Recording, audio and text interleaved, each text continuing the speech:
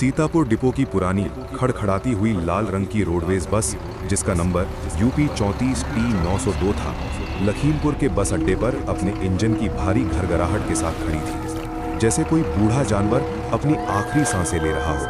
और ड्राइवर रघुवीर ने अपने माथे से पसीना पहुंचते हुए बीड़ी का एक कश लगाया और घड़ी की तरफ देखा, जिसमें रात के ठीक 11:15 बज रहे थे। ये इस रूट की आखिरी बस थी जो लखीमपुर से निकलकर बहराइच जाने वाली थी, लेकिन इसका रास्ता उस बदनाम कालागढ़ के घने जंगलों से होकर गुजरता था, जिसे स्थानीय लोग मौत का गलियारा कहते थे। बस के अंदर कुल मिलाकर केवल 12 सवारियां बैठी थीं, जिनमें एक नवविवाहित जोड़ा, 2 कॉलेज के छात्र जो शायद अपनी बहादुरी दिखाने के लिए इस बस में चढ़े थे, एक बूढ़ा आदमी जो अपनी लाठी पकड़े ऊँघ रहा था और कुछ मजदूर शामिल थे। कंडक्टर दीनानाथ ने लोहे के दरवाजे को जोर से धक्का देकर बंद किया और अपनी सीट पर बैठते हुए टिकटों का थैला सही किया। उसका चेहरा उतरा हुआ था, क्योंकि वो जानता था कि आज अमावस्या की रात है और कालागढ़ के जंगल में अमावस्या को गुजरना मौत को दावत देने जैसा होता है। रघुवीर ने गियर डाला और बस को अड्डे से बाहर निकाला। शहर की रोशनी धीरे धीरे पीछे छूटने लगी और बस हाईवे पर दौड़ने लगी, जहां सड़क के दोनों ओर खेत थे। लेकिन सभी जानते थे कि अगले 25 किलोमीटर के बाद खेतों का सिलसिला खत्म हो जाएगा और वो मनहूस जंगल शुरू होगा, जहां दिन में भी सूरज की रोशनी जमीन तक नहीं पहुंचती। करीब आधे घंटे तक बस सामान्य गति से चलती रही। यात्रियों में हल्की फुल्की बातचीत हो रही थी। कॉलेज के लड़के अपने फोन में लगे थे और नवविवाहित जोड़ा धीमी आवाज में बातें कर रहा था। लेकिन जैसे ही बस ने कालागढ़ वन रेंज के पुराने और जंग लगे बोर्ड को पार किया, अचानक माहौल में एक अजीब सी भारी चुप्पी छा गई। हवा में ठंडक बढ़ गई और बस की हेडलाइट की रोशनी के आगे एक घना सफेद कोहरा दीवार बनकर खड़ा हो गया। रघुवीर ने बस की रफ्तार थोड़ी कम कर दी, क्योंकि दृश्यता मुश्किल से 10 मीटर रह गई थी। बस का इंजन, जो अब तक एक लय में चल रहा था, अचानक अजीब सी आवाजें करने लगा, जैसे उसे सांस लेने में दिक्कत हो रही हो। दीनानाथ अपनी सीट से उठकर ड्राइवर के पास आया और धीमी आवाज में बोला, रघु भाई, आज जंगल कुछ ज्यादा ही शांत नहीं लग रहा, कोहला भी बेहिसाब है। रघुवीर ने सामने सड़क पर नजरें गड़ाए हुए कहा, दीना, तू बस पीछे वाली सवारियों पर नजर रख और याद है ना नियम, चाहे जो हो जाए ब्रेक नहीं मारना है। बस अब जंगल के गहरे हिस्से में प्रवेश कर चुकी थी, जहां सड़क के दोनों ओर साल और सागौन के विशालकाय पेड़ ऐसे खड़े थे जैसे कोई दैत्य रास्ता रोक कर खड़े हों।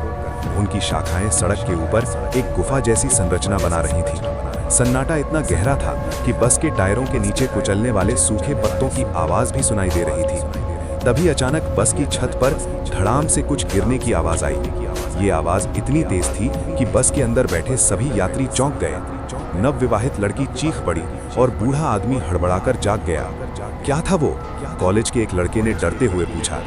दीनानाथ ने तुरंत सबको शांत रहने का इशारा किया और चिल्लाया, कोई अपनी जगह से नहीं हिलेगा, शायद कोई बंदर होगा या पेड़ की डाल गिरी होगी। लेकिन दीनानाथ का दिल जोर जोर से धड़क रहा था, क्योंकि वो जानता था कि इतनी भारी आवाज किसी बंदर की नहीं हो सकती। ऐसा लगा जैसे कोई भारी भरकम इंसान ऊपर कूदा हो। रघुवीर ने एक्सेलरेटर पर पैर का दबाव बढ़ा दिया, लेकिन बस की स्पीड नहीं बढ़ रही थी। ऐसा लग रहा था जैसे कोई अदृश्य ताकत बस को पीछे से खींच रही हो। कोहरा अब खिड़कियों के शीशे से चिपकने लगा था और बाहर का दृश्य पूरी तरह धुंधला हो चुका था। तभी बस की बाईं तरफ की खिड़की के पास बैठे एक मजदूर ने घबराते हुए कहा, साहब, बाहर देखो, वो पेड़ के पास कौन खड़ा है? सभी की नजरें उस ओर घूम गईं। कोहरे के बीच एक धुंधली सी आकृति दिखाई दे रही थी। एक औरत जो सफेद साड़ी पहने सड़क के किनारे खड़ी थी। उसके बाल खुले थे और वो बस की तरफ पीठ करके खड़ी थी। रघुवीर ने उसे देखा और उसकी आंखों में खौफ तैर गया। उसने तुरंत हनुमान चालीसा का मन ही मन पाठ शुरू कर दिया और अपनी नजरें सामने सड़क पर स्थिर कर ली। मत देखो उधर, रघुवीर ने जोर से चिल्लाया, कोई उस तरफ नहीं देखेगा। लेकिन इंसान की फितरत होती है कि जिस चीज के लिए मना किया जाए वो उसे ही देखता है। उस नवविवाहित जोड़े में से लड़के ने खिड़की के पास जाकर बाहर झांकने की कोशिश की। जैसे ही बस उस औरत के पास से गुजरी, अचानक उस औरत ने अपनी गर्दन को एक झटके में 180 डिग्री घुमा लिया। उसका चेहरा सपाट था, न आंखें न नाक, केवल एक काला गड्ढा जहां मुंह होना चाहिए था। लड़के ने यह देखते ही एक भयानक चीख मारी और पीछे की ओर गिर पड़ा।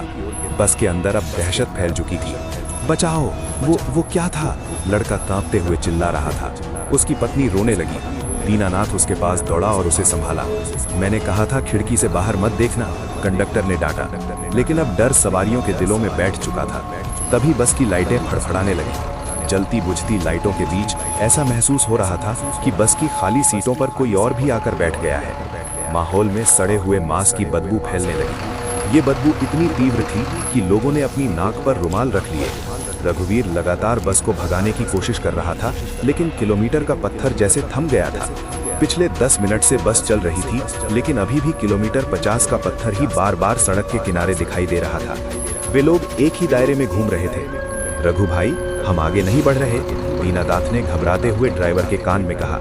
ये छलावा है, हम चक्रव्यूह में फंस गए हैं। रघुवीर के हाथ स्टीयरिंग पर कांप रहे थे। उसने देखा कि फ्यूल मीटर की सुई तेजी से नीचे गिर रही है। अगर इस जंगल के बीच डीजल खत्म हो गया तो उनका भगवान ही मालिक था। तभी सामने सड़क के बीचों बीच कोहरे से निकलकर एक बैलगाड़ी आती हुई दिखाई दी। इतनी रात गए जंगल के बीच बैलगाड़ी का होना नामुमकिन था। रघुवीर ने हॉर्न बजाया। वो रोडवेज का तीखा प्रेशर हॉर्न था जो किसी को भी चौंका दे, लेकिन बैलगाड़ी अपनी जगह से 1 इंच भी नहीं हिली। बस तेजी से उसकी ओर बढ़ रही थी। रघुवीर के पास 2 ही रास्ते थे, या तो बस को बैलगाड़ी से टकरा दे या फिर ब्रेक लगाकर बस रोक दे। और चेतावनी साफ थी कि बस रोकनी नहीं है। हटो सामने से, रघुवीर चिल्लाया और उसने लगातार हॉर्न बजाना जारी रखा। लेकिन जैसे जैसे बस करीब आ रही थी, बैलगाड़ी का आकार बदल रहा था। अब वो बैलगाड़ी नहीं बल्कि अर्थियों का एक ढेर लग रहा था जो सड़क पर पड़ा था। रघुवीर का दिमाग सुन्न हो गया। क्या वो भ्रम था या हकीकत? अगर उसने बस चढ़ा दी और वो सचमुच के लोग हुए तो? और अगर उसने ब्रेक मारा तो जो चीज बाहर है वो अंदर आ जाएगी। ये फैसला लेने के लिए उसके पास केवल कुछ सेकंड थे। पीछे बैठी सवारियां ब्रेक मारो मारो चिल्ला रही थी, क्योंकि उन्हें लग रहा था एक्सीडेंट हो जाएगा। असमंजस के उस एक पल में रघुवीर का पैर अनजाने में ब्रेक पेडल पर चला गया। चिर्र की एक लंबी और तीखी आवाज के साथ बस के टायर सड़क पर घिसटे और बस उस ढेर से मात्र कुछ इंच की दूरी पर झटके के साथ रुक गई। बस के रुकते ही इंजन भी बंद हो गया और पूरे जंगल में एक जानलेवा सन्नाटा छा गया। बस की हेडलाइट की रोशनी में सामने सड़क एकदम खाली थी। वहां ना कोई बैलगाड़ी थी, न अर्थियों का ढेर, सिर्फ कोहरा और सड़क थी। ये क्या किया रघु? तूने बस रोक दी, तूने नियम तोड़ दिया। अब बस जंगल के ठीक बीचों बीच खड़ी थी।